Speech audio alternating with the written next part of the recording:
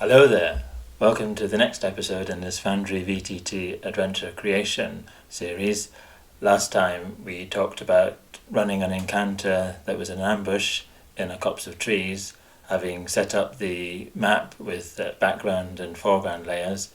This time we're going to run a conversation encounter and then perhaps, if we've got time, a combat encounter afterwards that's part of the wandering through the Ashwood Forest to try and get to Grimbone.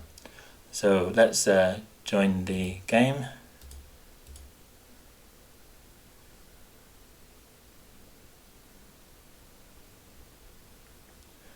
And we left the intrepid heroes with their bag of loot gained from the bandits. You may recall that there had been a subquest given by the mayor's consort named Gianna, where she wanted you to deliver a letter to an old maid who lived in the forest, or at least in a copse of trees outside the forest. So let's run that now, or at least set it up. Go into the Journal tab. We've done the copse, and then tacked on to this encounter we'll add in the material that we need to run the next bit.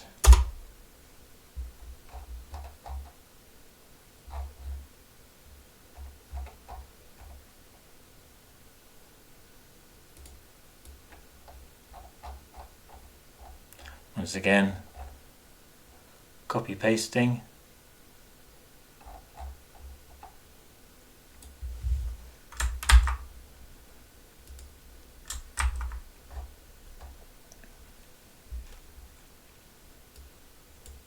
So I set this for heading 2, Old Maid's Hovel, and then if we save that, we see it appearing as a heading on the left there.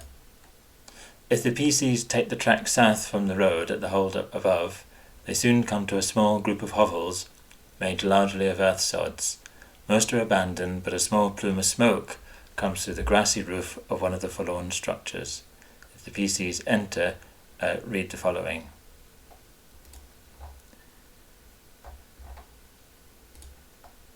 So we see here an error that's appeared, that sometimes in the copy pasting you enter a low smoky one-chambered home and wanted this whole paragraph to be in green. So if we go to this tab, HTML formatting, we can usually make the adjustment that we need.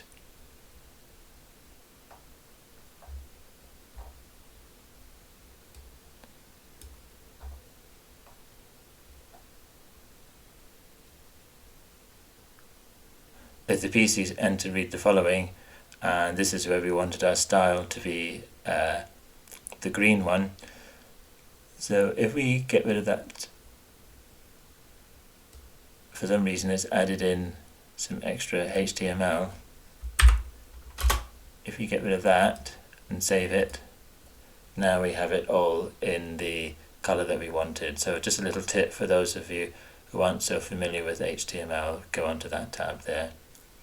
So we do our underline to separate out the speech text, format it there. If the PCs enter, read the following. You enter a low, smoky, one-chambered home. An old lady stirs a pot of vegetable stew over a fire. The floor is bare earth strewn with rushes, and a small camp bed lies in the corner near a pile of pots, pans and crates. The lady looks up at you, her eyes wide and pale, framed in a sooty face. "Hey, go away! Can't you see I've nothing of value?" If the PCs ask if she was formerly a servant of the mayor, she grudgingly admits this, but says she just wants to be left alone. If they wish to hand her Gianna's letter, she mutters, wondering what such a lady would want with an old hermit such as she, but she takes the letter nevertheless. As she breaks the seal and reads it, she momentarily seems to forget the PCs are still there, and bursts into tears. If the PCs inquire, she retorts with another question. "Tell me true, have you already read the letter?" If the PCs have tampered with the letter, then resealed it and lie, she makes a perception check at +6, that would be her perception, versus the PCs deception DC. If she succeeds, she exclaims, "Humph! Be off with you! Reading ladies' private letters indeed!" She will say no more. If she fails, she murmurs that the seal looks somewhat worn, but consider the PCs to seem honest sorts. So shall we we're not maybe going to create an actor for the old lady, so I think it's reasonable in this case just to go into the chat messages and just do it manually. We can do a +6 if we want. See, I'm clicking the plus arrow because we have the dice tray here, and we roll a d20. We can drag it onto here, and we get our roll. 5 + 6 is 11. We can check the deception DC of the players. That would be the deception skill check +10. We would probably do it against the PC who was the one who tampered with the letter, or perhaps the PC who was the one mainly communicating with the old maid.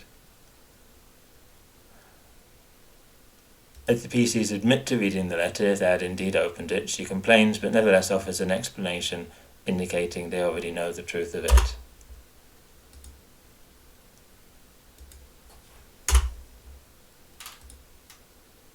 So we'll do our formatting here. And this is what she says. "The mayor's consort, Gianna, is in fact my daughter. She ran away from home to find a rich husband. I suppose she achieved the first part anyway. Meow meow. She always said she would look after me when I grew old, like I looked after her by myself when she was young. I sacrificed everything for her. Now you see me in this hovel. I spent everything on her education, her clothes, to try and give her the opportunities I never had. But was she grateful? No, she has disowned me. She is worried that the mayor might find out how she came from such humble beginnings. She's ashamed of her own mother, calling me an old maid. And now she's offering me money to buy my silence. To the hells with her stupid coin and her stupid letter. Take it back to her." She throws the letter on the dirt to the hovel's floor. So we can discuss that the PCs may attempt to make an impression, which I think, this is a diplomacy skill, to persuade the mother to reconcile with her daughter, and that would be diplomacy versus will save DC. So because the PCs are doing this, shall we automate this check? So we do ampersand check, square brackets type, diplomacy, it's already there, and a vertical line DC 12, which is the old maid's will save +10. We have to give it a name, so this is the diplomacy skill, but it's using the make an impression action or activity.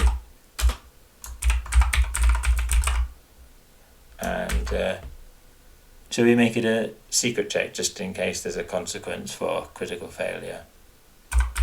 But there probably isn't.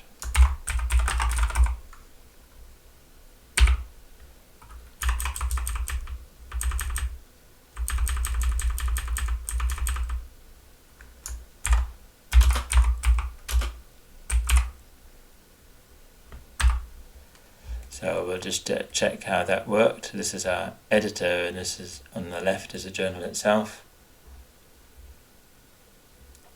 Yeah, so that's worked. So we can either click it with a GM, but we don't want to do that. We want to send it to the chat for a player to click there.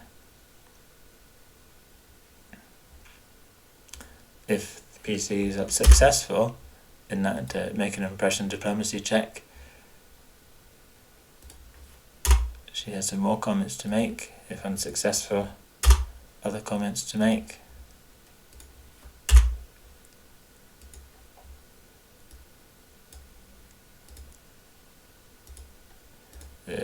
So if successful, she responds, "Well, you've been a decent soul, more than I can say of my own flesh and blood. Perhaps you could go back to Gianna and tell her how I feel abandoned. I want her love, not her money. It would be most kind of you. I don't think it would do any good, but I would appreciate the effort. If only my daughter would care as much as you, a stranger. Take the letter back with you.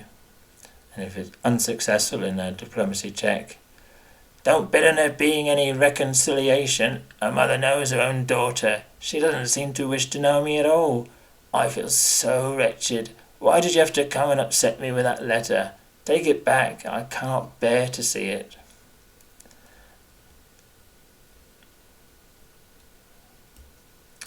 And the PCs may wish to head on into Ashwood Forest, or first return to Gianna and recuperate after the bandit fight, and obviously get the XP for completing the subquest.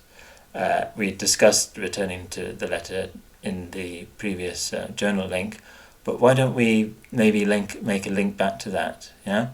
So what we can do is, in our editor here, we can also go to chapter 1 Pindaka, and in the town hall we had the returning to Gianna entry.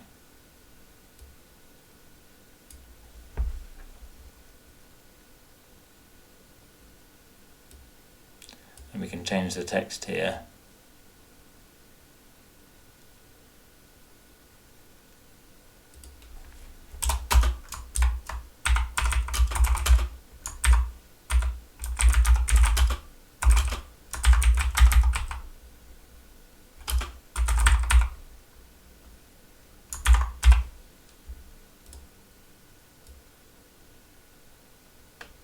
Here we see the journal entry page returning to Gianna, and don't click it, that'll just open that page. What we want to do is drag it over the highlighted text, and now it turns into a journal entry. Save that, and now we'll close that one, and now in our journal we can go there, and it'll automatically open up not only the page but the subsection that is the one that we want.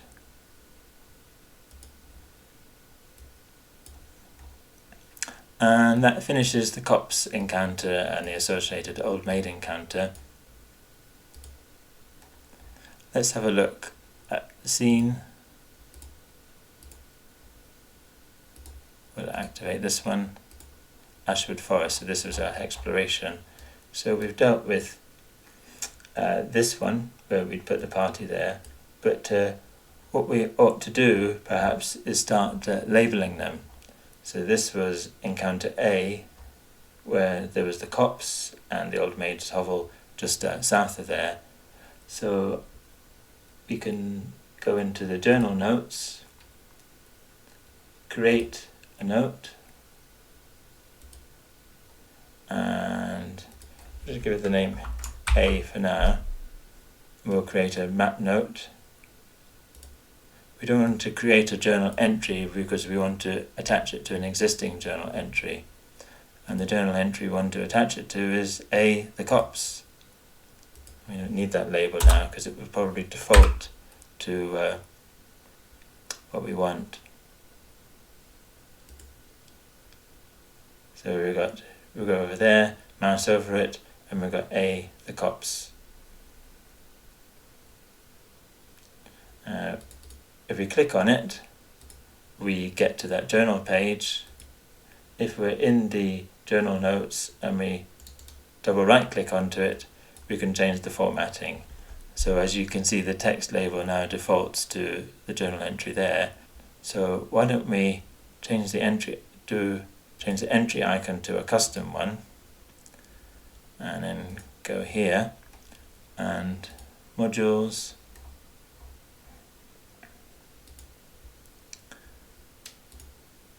and I've got a folder of map markers, standard map markers, and we look for one that's just an A without a number.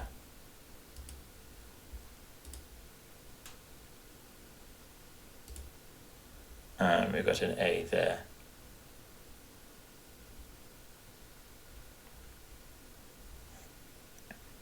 So the next encounter we would have would be actually entering the forest. So we're having separate entries for separate encounters here. So that ambush is there, and the entrance to the Ashwood Forest is there.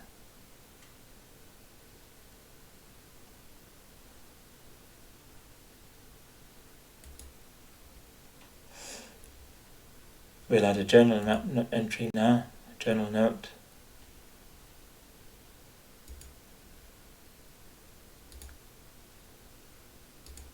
And we link it to entrance to Ashwood Forest. Change the icon to custom. Find a B.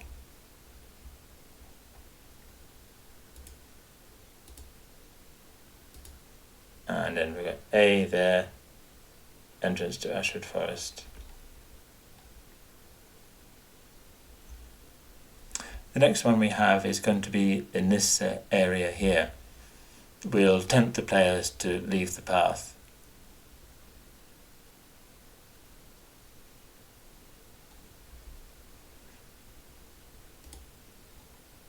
And this one will be called C Burial Site. And I'll cut and paste some text now.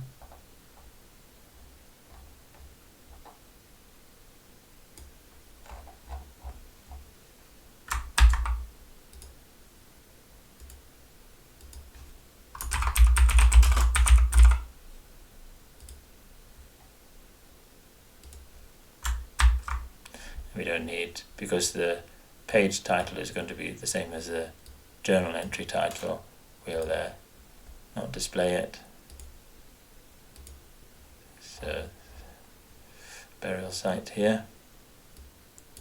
So we need to do some editing.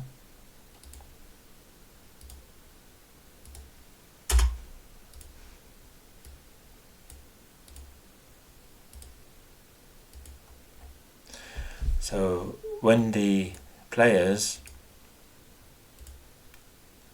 go into token, when the party go there and then get to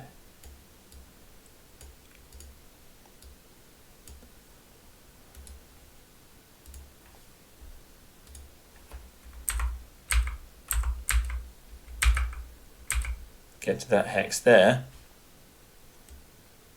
Each hex is 1 mile wide.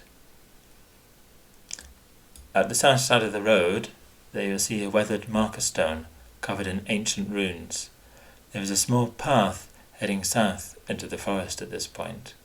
The PCs can decide whether they're going to take this detour or not.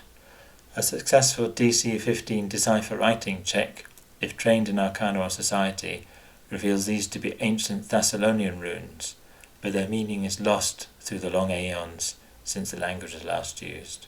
So we'll automate this check. And decipher writing is Society.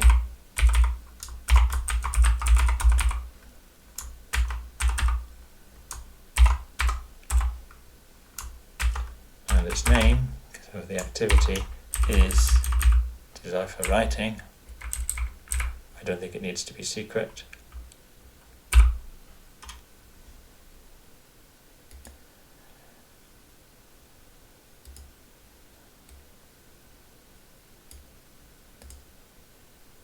And we'll just check that that worked.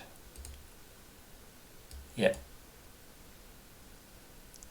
A successful decipher writing check, a trainer will reveals these to be ancient. So if a PC can speak ancient Thessalonian, remember in some of those plot hooks, the character could speak ancient Thessalonian, whether they were a pathfinder or hopeful pathfinder, or whether they were secretly following the cult of Lasala, whether they genuinely believed it, or was a mole in that cult trying to expose it. They would have this ability. This would be their extra language. If they can speak it, they will automatically identify the language and will see that many of the runes are so worn as to be unrecognizable. But they can make out all honourable Thessalonians, journey, pay respects, forebears, our great ruler in the land of Shalast, tokens of esteem. So it gives them clues as to what they might find as they explore the path. This is alluding to the Karzug, who was the ruler of Shalast, I believe, and is perhaps talking about honourable Thessalonians taking their last journey. If you wish to pay respects to their remains, to your forebears, perhaps you might take this path. So we've got a DC 15 on here, nature check or appropriate law check if investigating the path reveals it to be the result of the undergrowth simply refusing to grow along it, rather than habitual travel along it or any effort to maintain it.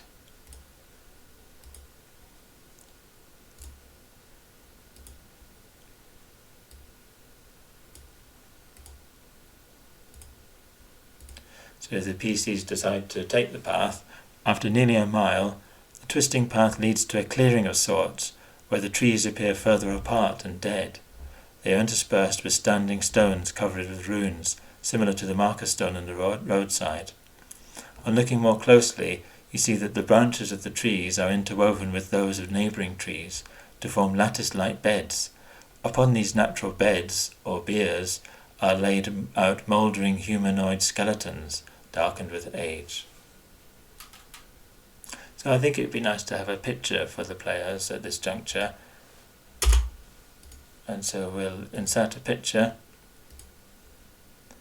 that I had ready when I created the scene in Dungeon Alchemist.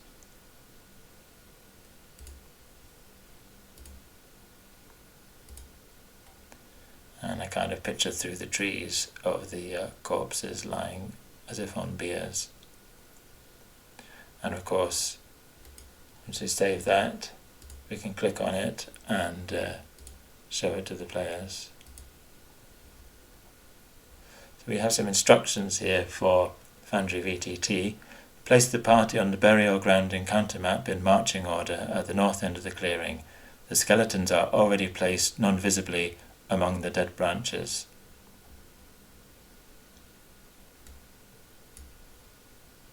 So we'll have that in our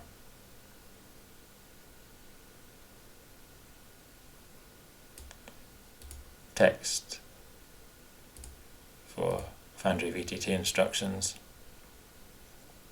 And since we're placing them in advance, now would be a good time to create the actors themselves.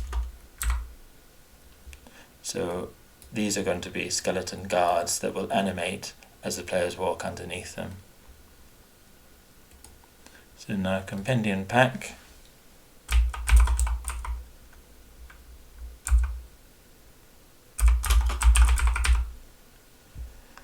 we've got our Monster Core Skeleton Guard,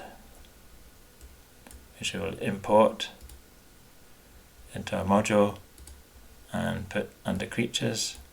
These are level -1 very standard skeleton guards, and we want a nice picture for a skeleton.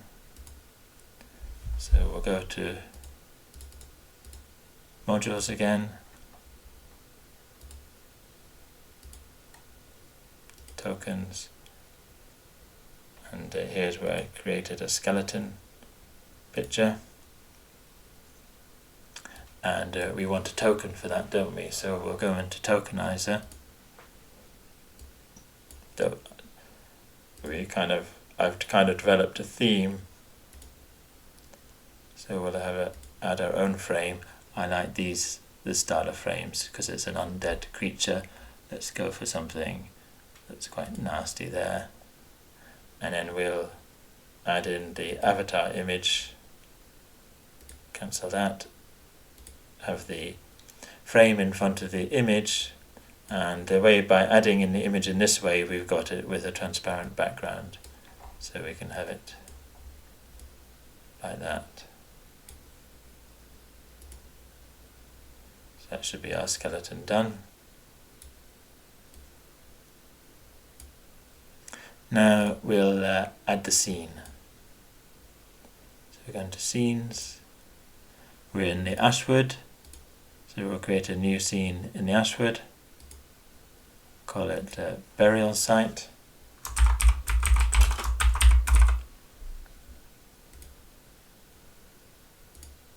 And we want, get rid of these now for now, so we're focusing on what we want to focus on.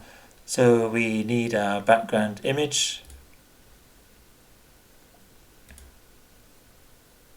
which I keep in the scenes, and I just done this one earlier, a burial site JPG, which is our background.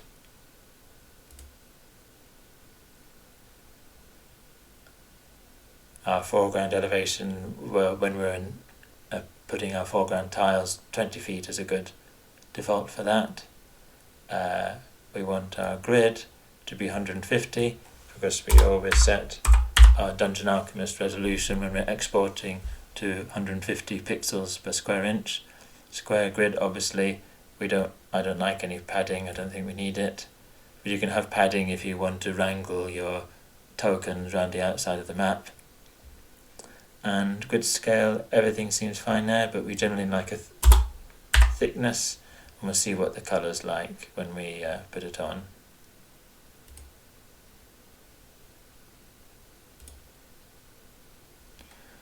So we'll activate that. So we've got our scene.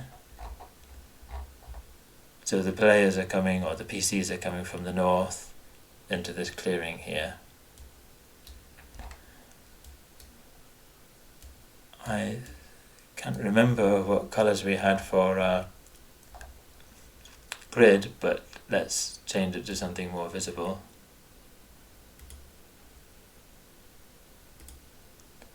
Change it to change it to a yellow colour.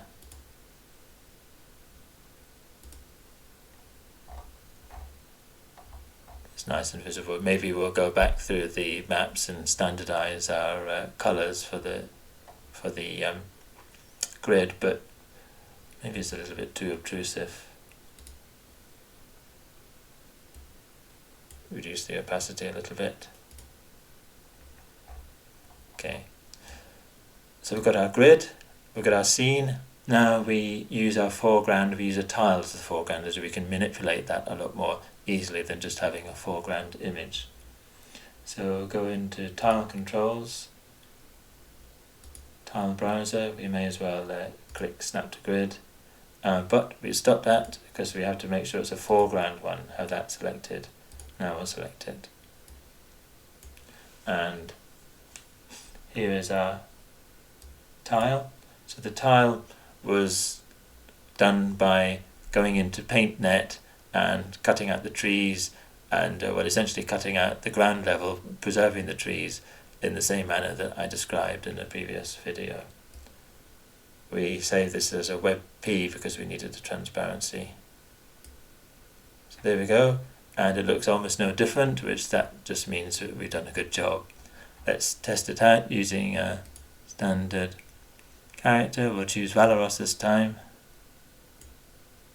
So there he's hidden there. Temporarily at least, so we need to adjust the settings.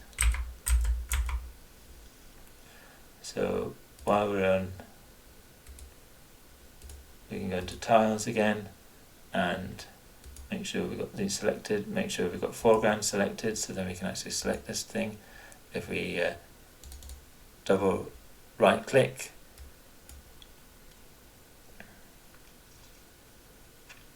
so we want to reduce the opacity to maybe 0.85, we might adjust this, but we want to have it always visible so you can see the token underneath the leaves rather than this sort of strange island of transparency or the whole thing being transparent.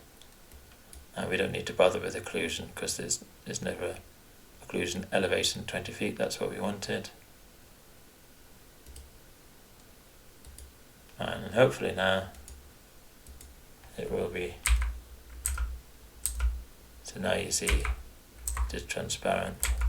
You can see enough of the character underneath there, and he's walking under the skeletons with their beers. Beers, B-I-E-R-S, these are not drunken skeletons. So that's the scene done. Didn't take long really, did it? Let's go back to our journal. Burial site. So we were to place the party on the burial ground encounter map, which we can do now because we have a map at the north end of the clearing. The skeletons are already placed non-visibly among the dead branches. Now we need to place the skeletons. So, as you see, often I have a link to the skeleton actors in the journal and drag them across in real time, but you can also have them already on the map, and that's the system I'm going to do here. So we've got an actor, a skeleton guard. So we decided, referring to my text version, I decided that there were going to be 6 skeletons in total. So we'll have one here, and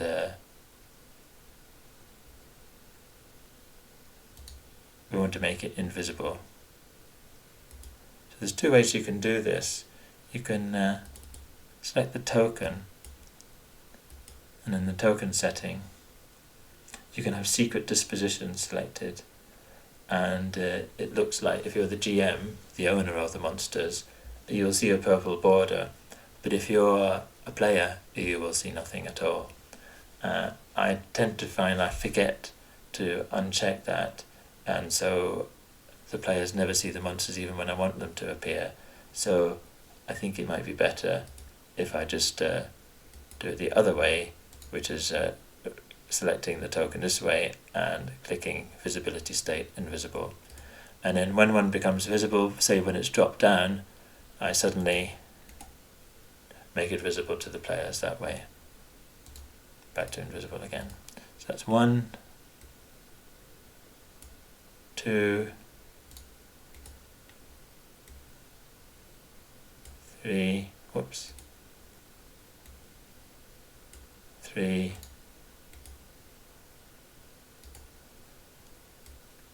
4,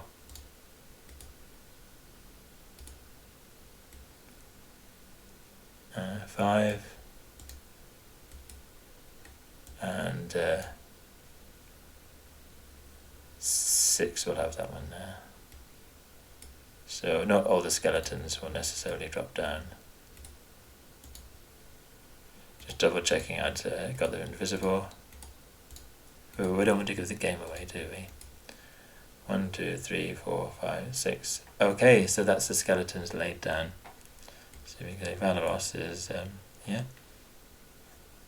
But it's also nice to have a reference to the skeletons in the journal. So I will drag it across here and do times 6.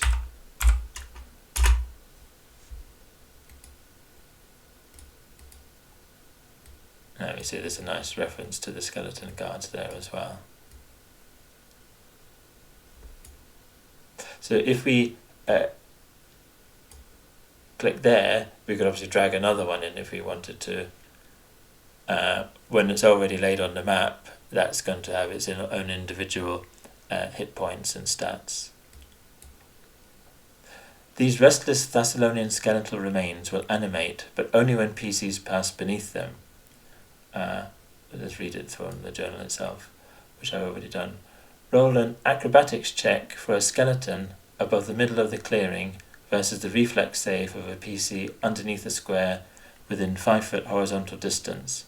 Have the PC targeted and then the skeleton selected when making the check. On a success, the skeletons fallen upon them and grappled them. So here is how I did this. So rather than making a check against a fixed DC, we want to make a check against a variable DC, in this case the reflex save of the PC. It's more normal to have an athletics check against reflex if you're trying to trip someone, or against fortitude if you're trying to grab them. But I thought it'd be nicer in this circumstance, more appropriate perhaps, to use acrobatics rather than athletics, because you're kind of falling on someone, and reflex save seems to be the appropriate DC. So I've done type acrobatics, but instead of doing DC, I've done defense reflex, and the name land upon our own kind of custom activity or action. So if we see this in operation, we click here.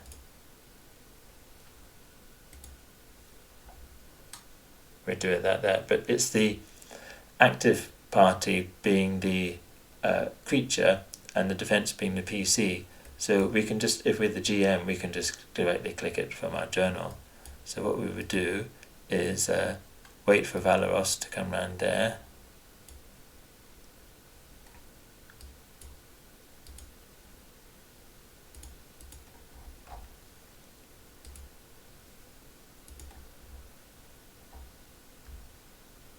What's happened to my skeletons? The skeletons all run away. Maybe they were frightened by Valeros and his expert weapon proficiency. Did I have them all selected and then deleted? Let's unselect Valeros. Maybe it's because they're invisible. Yeah, there they are. See, when I selected Valeros, true to what I was saying, they're all invisible. So invisible that it shocked the game master. If we escape, so that we're no longer selecting Valeros, even as the GM, the skeletons appear. So the player is moving Valeros. He's moved it to within 5. Well, let's wait for to get there. So he's stuck in the middle of them. And now this skeleton is going to jump down onto Valeros. So we'll select the skeleton, target Valeros with the T, and then we go back into the journal, burial site. And now we roll acrobatics. Let's get it all ready by going into here. Acrobatics. This is not a very acrobatic skeleton. So we've got skeleton guard, skill check acrobatics, target Valeros, reflex DC 17, failure by -6. So the skeleton fails. So that's a nice way to automate that. On a success, the skeletons fall upon them and grapple them. So we'll edit this.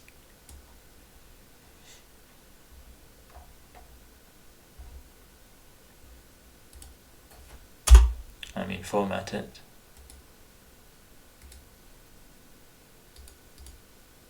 A little bit of a gap there.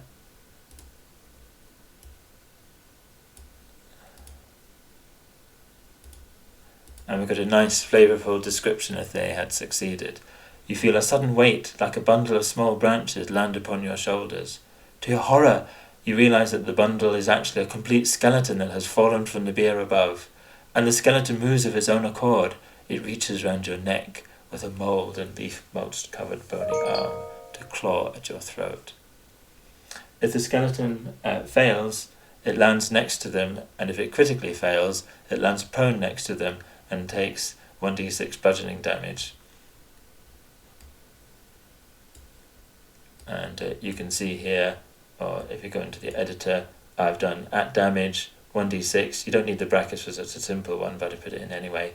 And then no space, another square brackets for the type of damage. And then in the general editor, it appears there. So that will automatically roll some damage. And then we select the skeleton and apply, not to Valeros. We don't want Valeros targeted anymore. Select the skeleton.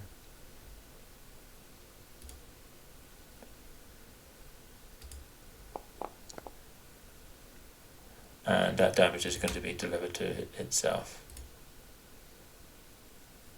Wounded skeleton. Oh, a dead skeleton. 4 hit points.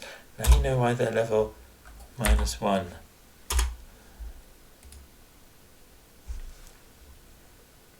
Make the skeletons visible to the players when they land. Top tip. And we'll again put that as an instruction for Foundry VTT. Block, secret block. And we know how to do that, don't we? Right click, visible. So now we're selecting Valeros. We see one skeleton. Escape to unselect him. Escape seems to get rid of our journal as well, doesn't it? The remaining skeletons jump down among the party. Roll the above check to grapple if a remaining skeleton was in 1 foot of another PC. So there's another PC there, we could do a check, one there, we could do a check. Otherwise they're just going to drop down in the spaces where they originated. So we make them all visible at that point. And then I describe the skeleton fight. So that would be the point where we would roll initiative.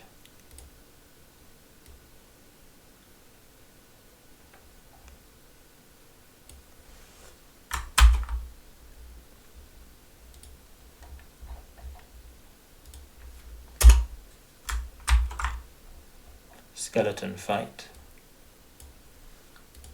Our usual heading 2. The lead PC is grappled, if the lead PC is grappled, but because the skeleton is on their back and not very heavy, the PC can move and is only flat-footed to the skeleton on their back, and the skeleton is flat-footed to all attacks. So I kind of had it a bit more like a sturge, where you can the sturge is on for a ride rather than actually fixing the victim in position. Let's change this. If a PC is grappled.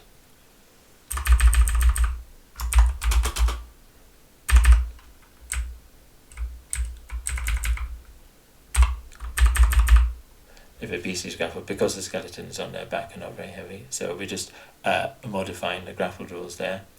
To get rid of a grappling skeleton, make a, and I've dragged this from the compendium pack, make an escape action which will involve an acrobatics or athletics check, which I automated there. And if we look at it here,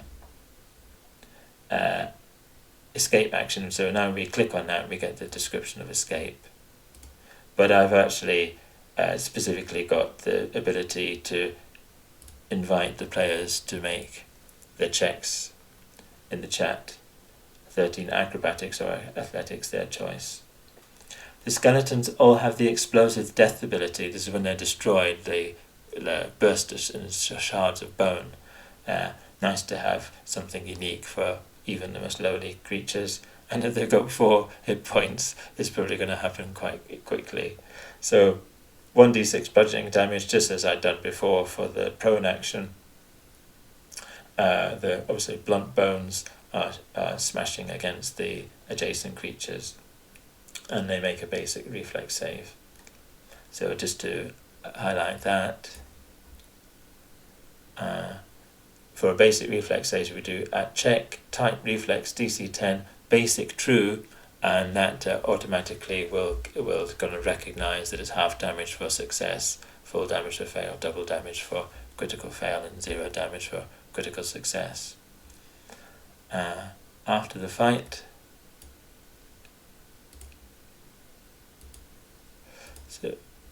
so we had 6 skeletons, and in our automatic checker, skeletons at -1 level are, I think, going to be 20 XPs each, so that's 6 twos, 120, so that's a severe encounter. Also, it may be more severe because the skeletons had this jumping down, grappling thing, which changes the fight somehow. But I hope you agreed it makes it more flavourful. After the battle, the PCs may explore the area. Lying around ancient offerings are 8 gold pieces in total, a +1 weapon potency rune, and a carnelian. So let's, and then just adding, investigating the trees reveals they're not only dead but petrified. They may have stood here for millennia. So it's a petrified forest. These skeletons could be thousands of years old rather than just tens or hundreds.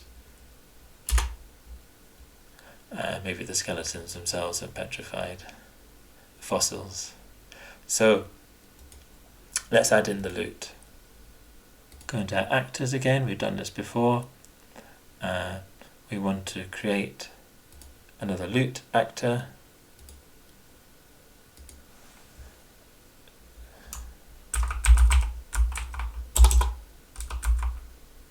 Burial site.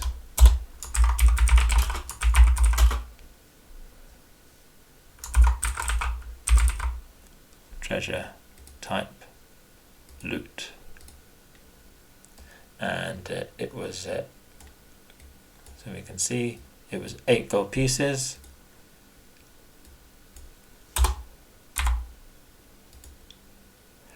It was a weapon potency rune.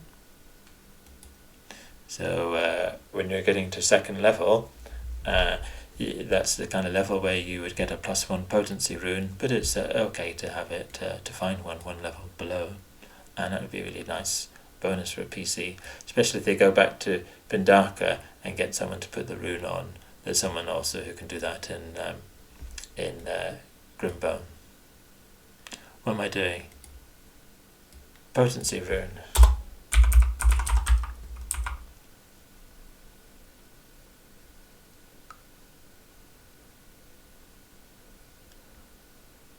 Got +2, oh, +1 there. There we go. And the final thing was a carnelian. A carnelian is nice. I like the fact that we got pictures for the different gems. We're saying it's a big carnelian, a 7 gold piece one, so let's change this.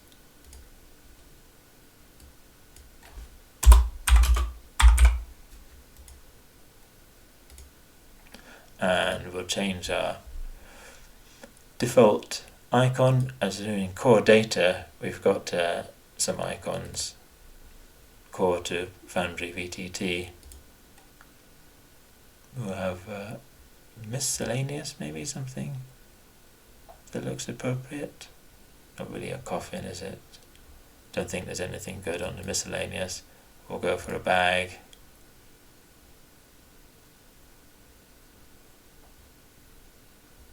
I mean, it might be good if we had some dead bodies like a skeleton or a corpse as a kind of a loot icon. Maybe we'll do that.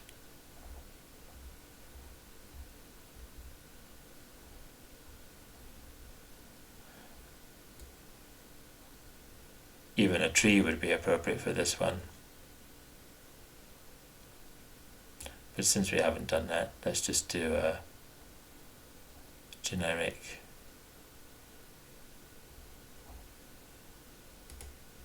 bag.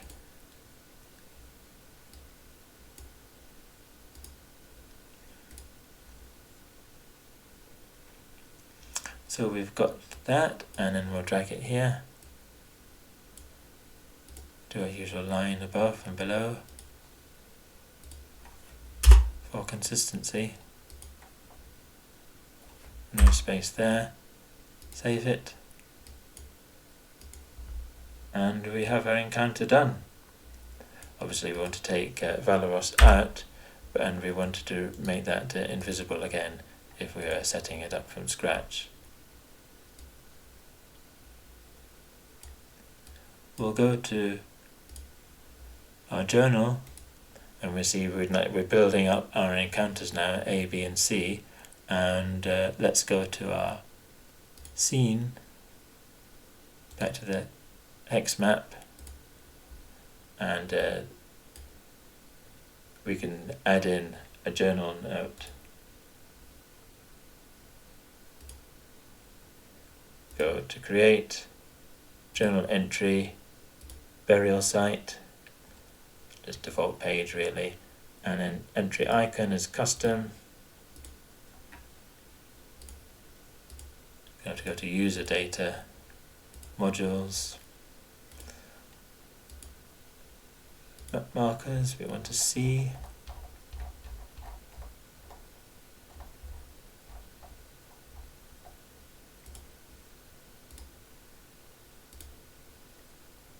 Burial site. And see here in our tiles, we had this tile here of some petrified trees. well, this would be vaguely visible to the GM. What we'll do is when the PCs have explored it, make it visible. And now the PCs will remember that the path led a bit less than a mile to the petrified forest. Similarly, when we encounter, or the PCs encounter other events, we make them visible. So the next one is going to be this tower here. But that's for another day. We'll conclude this one by recapping that we created yet another encounter, showing how you can put tokens on the map, set them invisible, and then visible when they suddenly appear, suitable for an ambush or suitable for someone jumping, something jumping down on top of you. Did a bit of automation, and we attached journal notes to journal entries for ease of use, switching between maps and scenes. As I alluded to, next time we'll do this next encounter, the tower. So thanks very much for attending, for listening, and hope to speak to you next time. Bye.